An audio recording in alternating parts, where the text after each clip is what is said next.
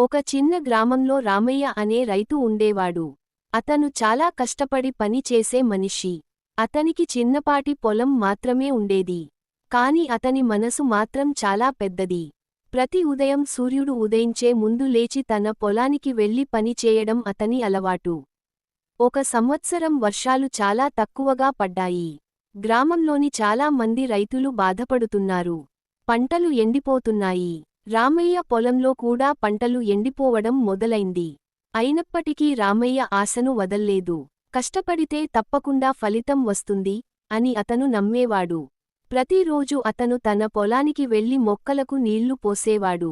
దగ్గరలో ఉన్న చిన్న చెరువులోంచి నీళ్లు తీసుకుని రావడం చాలా కష్టం. అయినప్పటికీ అతను అలసిపోకుండా పని చేసేవాడు.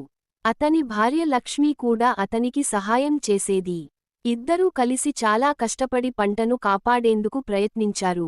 గ్రామంలోని కొందరు రైతులు రామయ్యను చూసి నవ్వేవారు. ఇంత కష్టం చేసినా ప్రయోజనం లేదు. ఈ సంవత్సరం పంట రావడం అసాధ్యం అని వారు చెప్పేవారు.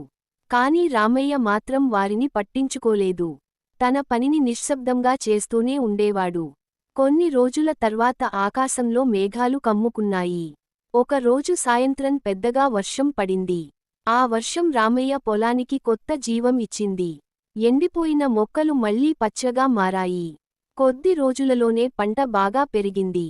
కొన్ని నెలల తర్వాత కోత సమయం వచ్చింది. గ్రామంలోని చాలా మంది రైతులకు పంట తక్కువగా వచ్చింది. కాని రామయ్య పొలంలో మాత్రం మంచి పంట వచ్చింది. అతని కష్టానికి మంచి ఫలితం దక్కింది. గ్రామస్తులు అందరూ రామయ్యను చూసి ఆశ్చర్యపోయారు.